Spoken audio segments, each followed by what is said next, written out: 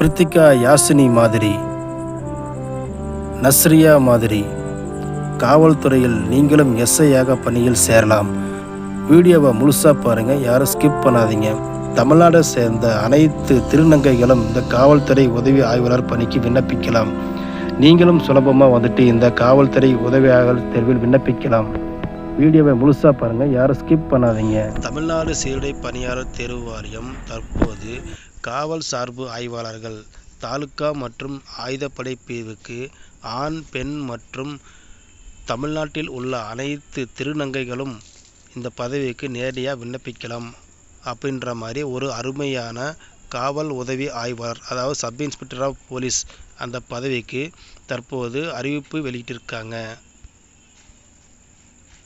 இது இதில் பார்த்தீங்கன்னாக்கா காலி பணியிடம் மொத்தம் 1299 ப்ளஸ் 53 பற்றாக்குறை பணியிடங்கள் சொல்லிட்டு அறிவிச்சிருக்காங்க. இதுக்கு முன்னாடி வரைக்குமே நடந்த எஸ்ஐ தேர்வில் இந்த மாதிரியான அதிகப்படியான காலியிடங்கள் கொடுக்கவே கிடையாது. இதுக்கு ஊதியம்னு சொல்லி பார்த்தீங்கன்னாக்கா மாதம் 36,900 ஆரம்பித்து 1,16,600 வரைக்கும் மாத ஊதியமாக கொடுப்போம்னு சொல்லியிருக்காங்க. இதுக்கு கல்வி தகுதின்னு பார்த்தீங்கன்னாக்கா குறைந்தபட்சம் நீங்கள் ஏதாச்சும் ஒரு டிகிரி முடிச்சிருந்தாலே போதும், அதாவது ஒரு பட்டப்படிப்பு முடிச்சிருந்தாலே போதும், இதுக்கு நீங்கள் தகுதியானவங்க. வயதுன்னு பார்த்தீங்கன்னாக்கா குறைந்தபட்சம் 20லேருந்து 30 வயசு வரைக்கும் கொடுத்துருக்காங்க. நீங்கள் எந்த ஜாதி பிரிவை சேர்ந்தவங்களோ அதுக்கு தகுந்தாப்புல அரசு விதிமுறைகள் படி அதிகபட்ச உச்ச வயது வரம்பு தளர்வு கொடுத்துருக்காங்க. இப்போ நீங்கள் பார்த்துட்ருக்கிறீங்களா, இதுதான் எஸ்ஐ பதவிக்கு தற்போது அறிவிச்சிருக்கிற அஃபீஷியல் நோட்டிஃபிகேஷன். இந்த அஃபீஷியல் நோட்டிஃபிகேஷனில் திருநங்கைகளுக்குன்னு சொல்லிட்டு தனியாக ஒரு பகுதியை கொடுத்துருக்காங்க. இதில் பார்த்தீங்க அப்படின்னாக்கா திருநங்கைகள் தேர்வு நடைமுறைகளுக்காக ஆண் அல்லது பெண் என ஏதேனும் ஒன்றினை தேர்வு செய்து கொள்ளலாம். திருநங்கைகள் தங்களது விண்ணப்பத்துடன் தமிழ்நாடு திருநங்கைகள் நல வாரியத்திலிருந்து அல்லது மாவட்ட ஆட்சியரிடமிருந்து பெறப்பட்ட அடையாள அட்டையினை பதிவேற்றம் செய்ய வேண்டும். மாதிரி அடையாள அட்டை பிற்சேர்க்கை 6 இது இந்த அஃபீஷியல் நோட்டிஃபிகேஷன்லேயே கொடுத்துருக்காங்க. இதை நான் கடைசியாக காட்டுறேன். தமிழ்நாடு திருநங்கைகள் நல வாரியம் மாவட்ட ஆட்சியர் தவிர்த்து வேறு எந்த அதிகாரியாலும் வழங்கப்பட்ட திருநங்கை அடையாள அட்டையை பதிவேற்றினால் உரிய செயல்முறைக்கு பிறகு தங்களுடைய வகுப்பின் பொது பிரிவிற்கு மாற்றப்படுவர்.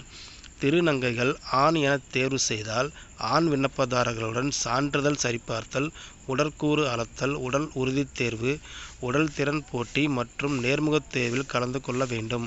பெண் பாலினத்தை தேர்வு செய்தால் பெண் விண்ணப்பதாரர்களுடன் சான்றிதழ் சரிபார்த்தல், உடற்கூறு அளத்தல், உடல் உறுதி தேர்வு, உடல் திறன் போட்டி மற்றும் நேர்முகத் தேர்வில் கலந்து கொள்ள வேண்டும். ஒரு முறை ஆண் அல்லது பெண் பாலினத்தை தேர்வு செய்தால் பின்னர் பாலின மாற்றம் செய்ய இயலாது. திருநங்கை விண்ணப்பதாரர்கள் பெண் பாலினத்தை தேர்வு செய்தால் பெண் விண்ணப்பதாரர்களுக்கு ஒதுக்கப்பட்ட இடஒதுக்கீட்டிலும், ஆண் பாலினத்தை தேர்வு செய்தால் ஆண் விண்ணப்பதாரர்களுக்கு ஒதுக்கப்பட்ட இடஒதுக்கீட்டிலும் பங்கு பெற தகுதி உடையவர் ஆவார். திருநங்கைக்கான வயது தளர்வு ஆதிதிராவிடர் மற்றும் பழங்குடியினருக்கு வழங்கப்படும் வயது தளர்வை போன்று வழங்கப்படும். திருநங்கைகள் தங்களது ஜாதி சான்றிதழை சமர்ப்பிக்காவிடில் அவர்கள் வயது தளர்வு தவிர பிற நிகழ்வுகளில் மிகவும் பிற்படுத்தப்பட்ட வகுப்பினராக, அதாவது எம்பிசியாக கருதப்படுவார்கள். ஆதிதிராவிடர் அருந்ததியர், பழங்குடியினர் வகுப்பை சார்ந்த திருநங்கைகள் மற்றும் தனது சாதிக்குரிய ஜாதி சான்றிதழை வைத்திருப்பவர்கள் அந்தந்த வகுப்பின்படி கருதப்படுவார்கள்.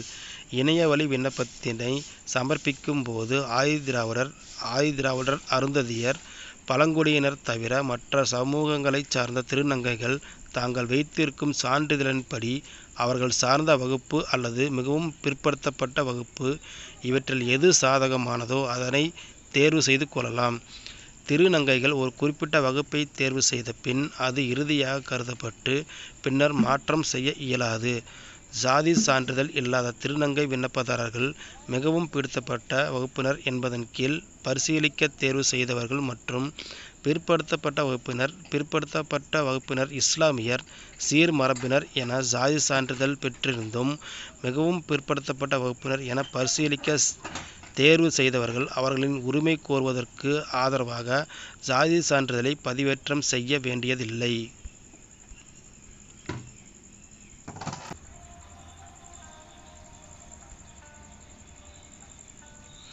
ஃப்ரெண்ட்ஸ், நான் முன்ன சொன்னேன் பார்த்தீங்களா, தமிழ்நாடு திருநங்கைகள் நல வாரியம் மாவட்ட ஆட்சியரிடமிருந்து பெற வேண்டிய மாதிரி அடையாள அட்டை. அதாவது திருநங்கைகள் தங்களுக்கான அடையாள அட்டை எப்படி வச்சுருக்கணும், யார்கிட்ட வாங்கியிருக்கணும். ஒன்று தமிழ்நாடு திருநங்கைகள் நல வாரியம், இல்லைன்னா மாவட்ட ஆட்சியரிடமிருந்து பெற்ற மாதிரி அடையாள அட்டை இங்கே பிற்சேர்க்கை 6 கொடுத்துருக்காங்க.